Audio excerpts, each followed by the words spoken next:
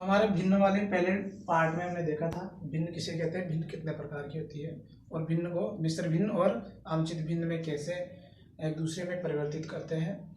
आज हम देखेंगे भिन्न भिन्न को चित्र द्वारा प्रदर्शित करने में हमें किन चीज़ों का ध्यान रखना चाहिए। तो ये हम देखते हैं। हमारे पास एक हमें नंबर दे दिया जाता है कि 1/4 है, इसको आप चित्र द्वारा प्रदर्शित कीजिए।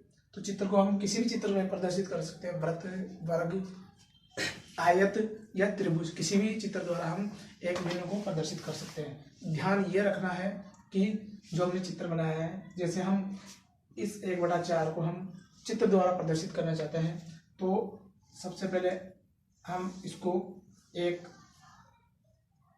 त्रिभुज के रूप में प्रदर्शित करेंगे, फिर इसी को हम एक वर्ग पे प्रदर्शित करेंगे और इसी को हम एक वृत्त पे प्रदर्शित करेंगे।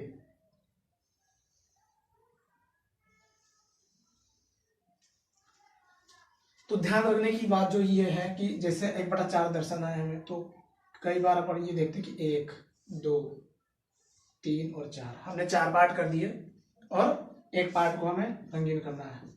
इसमें देखेंगे ऐसे कर दिया, इसमें दर्शाएंगे तो ऐसे, और इसमें ये।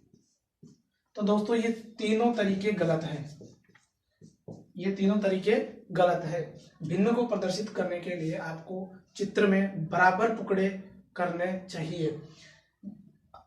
अब बराबर टुकड़ों में जब त्रिभुज की बात आएगी तो त्रिभुज को भी आप बराबर त्रिभुजों में बांटिए, तब ही आप भिन्न को चित्र द्वारा। तो 1/4 को हम चित्र द्वारा कैसे प्रदर्शित करेंगे वो हम जानते हैं। हमने अभी जो देखा वो तरीका गलत था। भिन्न में ये ध्यान रखना है कि सभी भाग बराबर होने चाहिए। तो त्रिभुज में देखते हैं सबसे पहले हम, ये अपने पास एक त्रिभुज है, ये त्रिभुज है, इसको हम 4 बराबर त्रिभुजों में बांटते हैं।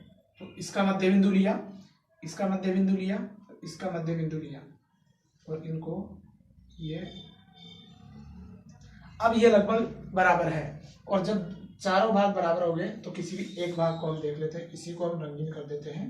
तो ये क्या हो गया, 1/4, और ये सही तरीके से चित्र द्वारा प्रदर्शन है। आगे हम देखते हैं वर्ग का, देखते हैं।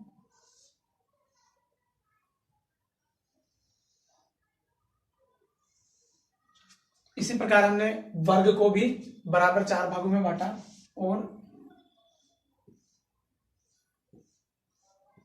ये इसका 1/4 भाग हो गया। इसी को हम वृत्त में देखते हैं। तो वृत्त को हमने 4 बराबर भागों में बांटा और ये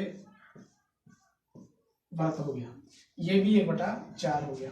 अब हम 1/4 का देख लिया, इसका 1/2 पार्ट देखना चाहे तो 1/2 पार्ट होगा। 2 इसमें से आधा भाग हो गया, आधा भाग मतलब 2 छोटे वर्ग हमने रंगीन कर दिए। इसके बाद इसका अपन 3/4 देखना चाहे तो 4 भागों में से 3 को हम अपने पास रंगीन कर रहे हैं, तो ये 3/4 हो गया इसका। अब हम भिन्न को, ये जो खाली स्थान है, इसमें छोटा बड़ा चिन्ह लगाएंगे। अब जैसे 1/2 है, 3/4 है, इसके बीच में कौन सा चिन्ह आएगा, 4/4 है और 1 है, इसके बीच में कौन सा चिन्ह आएगा, ये हम देखने का प्रयास करते हैं। सबसे पहले जो इजी उसको उठाते हैं हम, 4/4। 4/4 का मतलब है 4 को 4 से काटेंगे तो कितना आएगा, 1, और इधर क्या है, 1। तो दोनों साइड जब 1 है तो यानी कि ये बराबर है, तो बीच में क्या चिन्ह आएगा, बराबर का। यहाँ पे देखते हैं लगने में हमें ये बड़ा लग रहा है, लेकिन इसमें जस्ट उल्टा होगा, 5/5 यानी कि 5/5, इसका मतलब हो गया 1 और उधर है 2, तो दोनों में से बड़ा कौन है, 2, तो ये बड़ा का चिन्ह। और इन चिन्हों में कई बार हम कंफ्यूज रहते हैं, इस चिन्ह में और इस चिन्ह में, तो इसमें कंफ्यूजन होने वाली कोई बात नहीं है। जो संख्या बड़ी हो चौड़ा मुंह उस साइड करना है, जो संख्या बड़ी हो उस साइड चौड़ा मुंह, और संकरा मुंह जो है इसका वो छोटी संख्या की तरफ रहेगा। अब ये 2 हमने कर लिए, इसके बाद इसको देखते हैं 1/2 और 3/4। 1/2 और 3/4 में इधर देखते हैं कि हमने इसके किए 2 पार्ट, और ऐसे ही एक हमने वर्ग लिया और उसके किए 4 पार्ट, क्योंकि ये 4 पार्ट कर रहा है, यहाँ पे 2 पार्ट कर रखा है। 2 में से 1 यानी कि 2 में से 1, और इधर 4 में से 3 यानी कि 4 में से 3, तो इसमें से ज्यादा एरिया किसका रहा?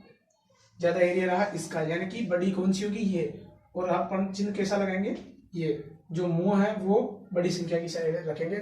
अब ये वाला बचा 3/5 और 1, तो 1 का मतलब तो वही सेम चीज करनी है।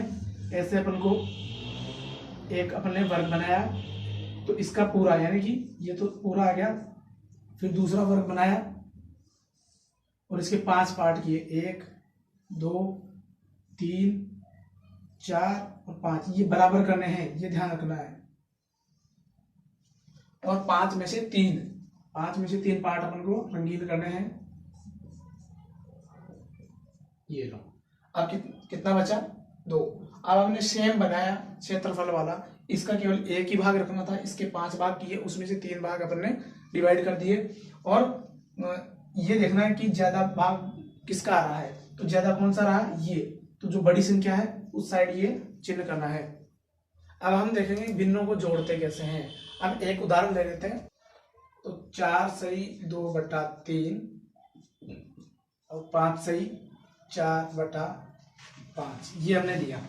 इसको अपन जोड़ के देखते हैं। सबसे पहले ये मिश्र भिन्न है, जब मिश्र भिन्न आ जाए उसको हम ऐसा कैसा हल नहीं कर सकते, उसको हम साधारण भिन्न में चेंज करते हैं।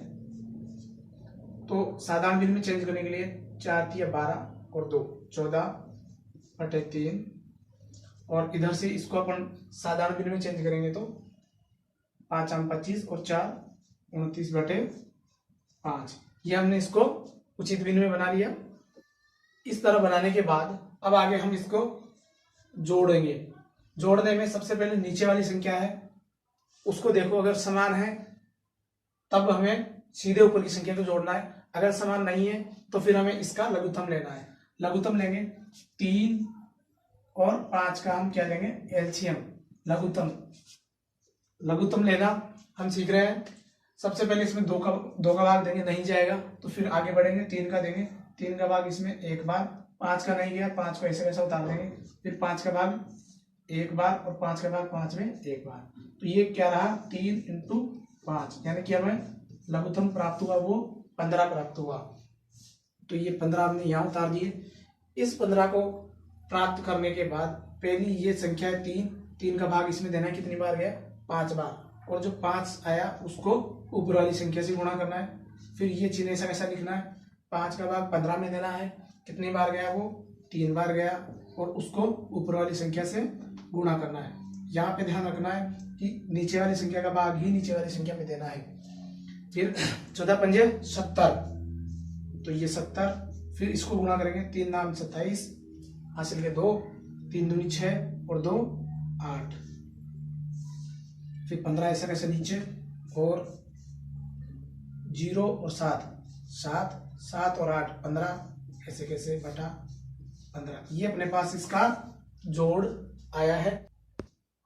अब हम इस उदाहरण में देखेंगे भिन्नों का घटाव। तो भिन्नों का घटाव देखने के लिए वही प्रक्रिया हम इसमें भी करेंगे कि सबसे पहले नीचे वाली संख्या को देखेंगे कि नीचे वाली संख्या समान है या नहीं है। तो ये समान नहीं है तो हम लघुत्तम लेंगे। लघुत्तम लेने के लिए 4 और 2 को लिखेंगे ऐसे साइड में टेबल पे, और सबसे पहले छोटी संख्या का भाग देंगे 2 का भाग 4 में कितनी बार गया? 2 बार, और 2 का भाग 2 में एक बार। फिर कौन सी संख्या का भाग जा रहा है? 2 का जा रहा है, तो उसी का फिर से देंगे, 2 का भाग जा रहा है एक बार, और ये एक पहले से आ गया, तो 2 × 2 यानी कि 4 अपने पास लघुत्तम में आया। यहाँ से एक चीज भी निकाल सकते हैं हम कि अगर ये संख्या इसका भाग इसमें पूरी बार जा रहा है तो लघुत्तम में वही संख्या आ गई जो बड़ी है।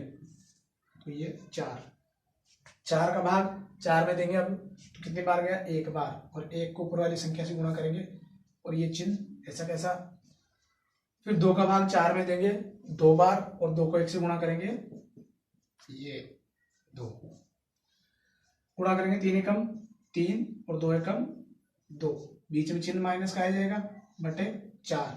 आगे चले, 3 में से 2 गया तो कितना बचा 1 और नीचे से कैसे 4, तो ये अपने पास 1/4 इसका आंसर। 7/8 को 3/5 से गुणा करेंगे। गुणा बहुत ईजी है इसका, ऊपर वाली संख्या को ऊपर वाली संख्या से गुणा करेंगे तो 7 या 21 और नीचे वाली संख्या को नीचे वाली संख्या से गुणा करेंगे, 8 पंजे 40। और देखते हैं अगर इनमें कुछ कटता है तो काट दे, नहीं तो ऐसे कैसे लिख दे। हम यहाँ पे भी काट सकते हैं, जैसा हम अपने उदाहरण में देखते हैं।